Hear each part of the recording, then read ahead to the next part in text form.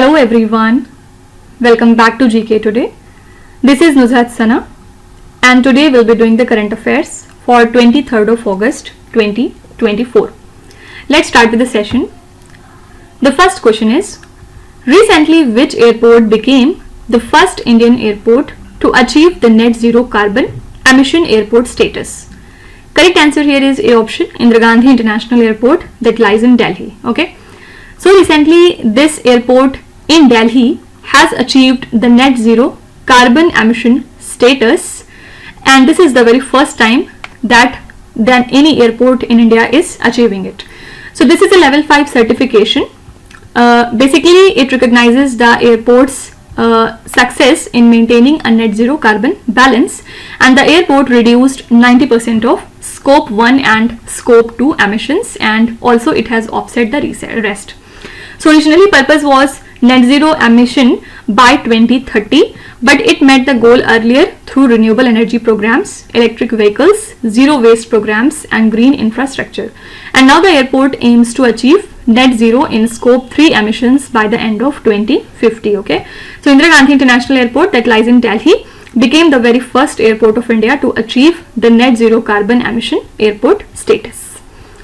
Now here if we talk about the net zero carbon emission, first of all, which is the very first airport of world to achieve the net zero carbon emission? So that is the Galapagos Ecological Airport that lies in Ecuador. Okay, and which year did the Paris Agreement set to achieve the net zero global emission? That is the year 2050. What is the basic purpose of net zero carbon emission? So basic aim here is to balance the emitted and absorbed carbon, right? Now similarly, if we talk about Indira Gandhi International Airport, which company operates the Indira Gandhi International Airport? So that is the DIAL, means Delhi International Airport Limited. And here, since we are talking about scope 1 and scope 2 emission, what does scope 1 emission refer to? So it is the basically direct emission from owned sources, and which organization defines the scopes of emission? So that is the Greenhouse Gas Protocol. And what is the scope 3 emission concerned with? So scope 3 emission is concerned with indirect emissions in the value chain, right? Now moving to the next question. Recently where was the first policymakers forum inaugurated? Correct answer here is B option, New Delhi. Our Union Minister JP Nadda inaugurated the first policymakers forum in New Delhi. The policymakers and drug regulators from 15 countries attended this event, and the forum was hosted by Indian Pharmacopoeia Commission with support from the Ministries of Health and Family Welfare along with Ministry of External Affairs. Okay, so India is recognized as the pharmacy of the world with its generic drugs treating the diseases like malaria, HIV, AIDS and TB.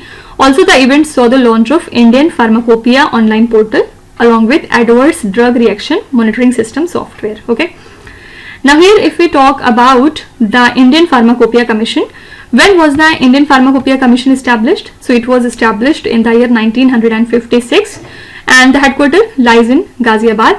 Also which ministry oversees the Indian Pharmacopoeia Commission? So this is Ministry of Health and Family Welfare, right? And now if we talk about the generic drugs, what is the major global organization that monitors the enactment and enforcement of intellectual property rights that affects the generic drug? So this was World Trade Organization. And what international program collaborates with WHO for drug safety monitoring? So it is the WHO program for international drug monitoring, right? Moving to the next question. Which state government recently launched the Mukhyamantri-Bal-Paushtik-Aahar-Yojana? This is the initiative of Himachal Pradesh state. Who is the current Chief Minister of Himachal Pradesh? This is Sukhwinder Singh Sukhu. Recently he launched the Mukhyamantri-Bal-Paushtik-Aahar-Yojana, under which they are providing nutritious food to the government school children. The scheme basically offers the boiled eggs or the fruits once in a week to students from nursery to class 8. Also the fresh fruits will be locally sourced based on children's preference, and it complements the existing midday meal scheme that covers 15,181 schools, and for this purpose the state has allocated 12.75 crore rupees for the scheme in 2024 to 25. Okay, also the CM has launched a scheme that would provide free tablets to the primary school teachers so as to enhance the digitalization in the education system, right? Now here, since we are talking about the midday meal scheme, let's see some static facts regarding it. First of all, when was the midday meal scheme launched in India? It was launched in 1995. Which organization assists the Indian government in the midday meal scheme? So that is the World Food Program. And in which state was the midday meal scheme first implemented? It was first time implemented in the state of Tamil Nadu, right? Now talking about the digitalization in the education system, which country first time introduced the digital textbooks in the schools? So that is the country South Korea. And basic purpose of digital education is to enhance the learning and teaching through technology, right? And which global tech giant launched the Google Classroom platform? So that is the Google, okay? Moving to the next question. Which two Indian athletes were selected as the flag bearers for India in the opening ceremony of 2024 Paris Paralympic Game? Correct answer here is C option, Sumit Until and Bhagyashree Jadhav, okay? Sumit Until and Bhagyashree Jadhav were selected as the flag bearers for India at the 2024 Paris Paralympics ceremony that is to be held on 28th of August. And the 17th Summer Paralympics will take place in Paris from 28th of August to 8th of September 2024. Here if you talk about Sumit Until is a 25 years old world champion and he won the gold in javelin at the 2020 Tokyo Paralympics. Also he holds the world record in the F64 category, right? Similarly, if you talk about Bhagyashree Jadhav won silver in shot put F34 category at the Asian Para Games and World Parathletics Championship in May 2024, okay? So these are the two Indian athletes who have been selected as the flag bearers for India in the opening ceremony of 2024 Paris Paralympic Game that is to be held on 28th of August 2024, right? Now here if we talk about Sumit Until, what questions can be asked in your examination? First of all, what year did Sumit Until win the gold in javelin at the Paralympics? So he has won the 2020 Tokyo Paralympics, okay? Then in which category does Sumit Until hold the world record? So he holds the world record in F64 category, right? Similarly, if we talk about Bhagyashree Jadhav, which medal did Bhagyashree Jadhav win at the Asian Para Games? This is the silver medal, right? And now talking about Paris 2024 Olympics, on what dates will the 2024 Summer Paralympics will be held? So it would be starting on 28th of August 2024 and it would be concluding on 8th of September, okay? In which city are the 2024 Summer Paralympics being held? So correct answer here is Paris. And which edition of the Summer Paralympics is being held in 2024? So this is the 17th edition. Moving to the next question. Which day is observed as World Mosquito Day every year? Correct answer here is B option, 20th of August. World Mosquito Day is observed every year on 20th of August to highlight the importance of protecting against the mosquito-borne diseases, because mosquitoes spread the diseases like malaria, dengue, Zika virus and West Nile virus that affects millions of people and cause deaths worldwide. And this year the theme is accelerating the fight against malaria for a more equitable world. This was the theme, and the theme stresses the need to improve the access to malaria treatment, diagnosis and prevention. The timely diagnosis and treatment can prevent the complications and save lives, okay? Two things are important from this slide. First of all, when do we observe the World Mosquito Day? It is observed every year on 20th of August, and this year the theme is accelerating the fight against malaria for a more equitable world, okay? If we talk about some static facts regarding the mosquito-borne diseases, which species of mosquito is primarily responsible for the transmission of malaria? So that is the Anopheles mosquito. And what is that parasite that causes the malaria? It is the Plasmodium, right?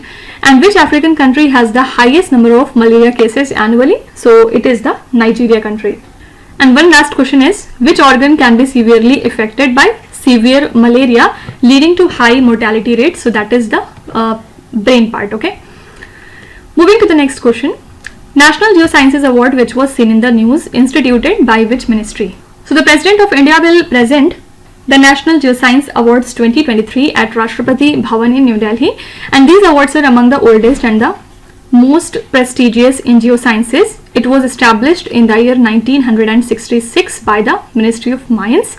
Initially it were called as the National Mineral Awards, and further the name changed in 2009, okay? So the awards honor the individuals and the teams for exceptional contributions in the field of geosciences, including the mineral discovery, mining technology and the fundamental or applied geosciences. any Indian citizen with significant contributions in geosciences would be eligible for this award. Okay, so two things are important. National Geoscience Award is given by Ministry of Mines, and earlier this award was known as National Mineral Awards. Later it was renamed in 2009. Okay, here if we talk about some important facts, in which year were the National Geoscience Awards first established? So it was established in 1966. Which ministry established it? So answer is Ministry of Mines. And in what year was the name changed from National Mineral Awards to National Geoscience Awards? So this is the year 2009. Okay. And if we talk about the Ministry of Mines, when was the Ministry of Mines in India established? It was established in 1957. And who is credited with forming the foundations of the Ministry of Mines? So this is Dr. Bhimrao Ambedkar.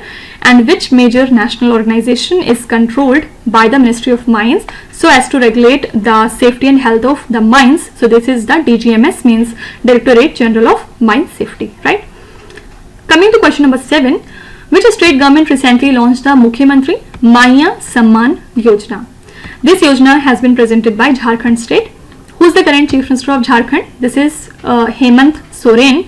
Recently he has launched the Mukhyamantri-Maiyan-Samman-Yojana, under which eligible women who are aged between 21 to 50 years and they are from below poverty line will receive 1000 rupees monthly. So it would be totaling to 12,000 rupees annually via the direct benefit transfer. Okay, so it would be given to them via DBT.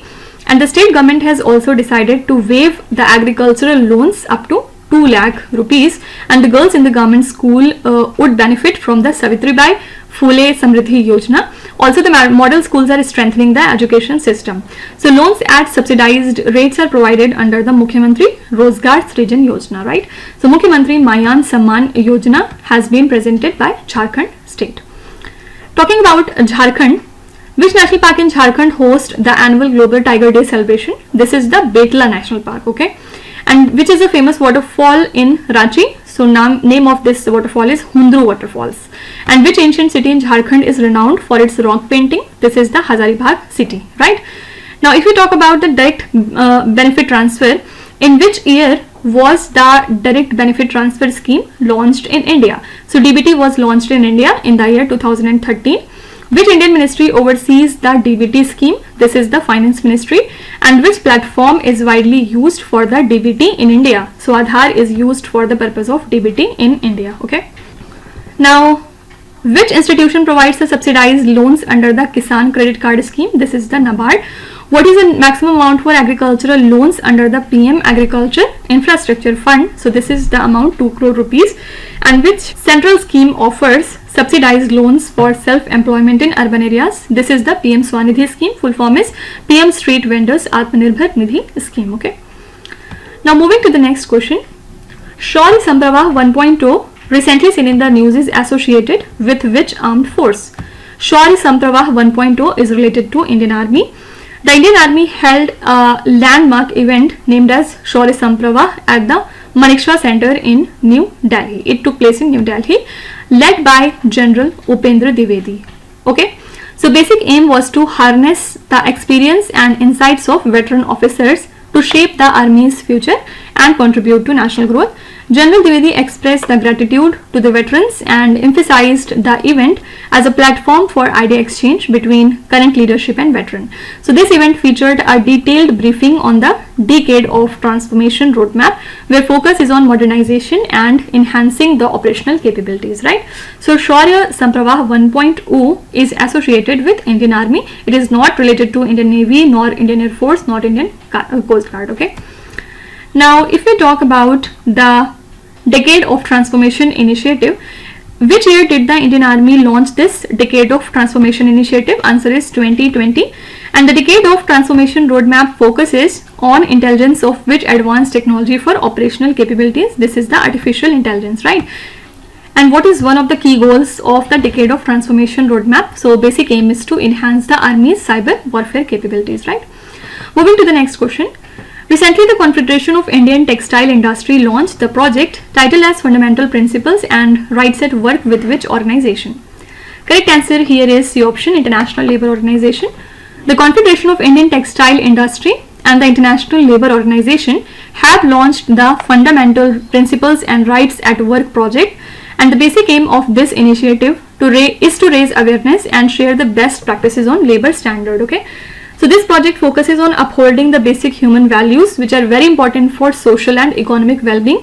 First time it was established in the year 1998 and later it was updated in 2022. So ILO declaration covers some essential labour standards in across various conventions.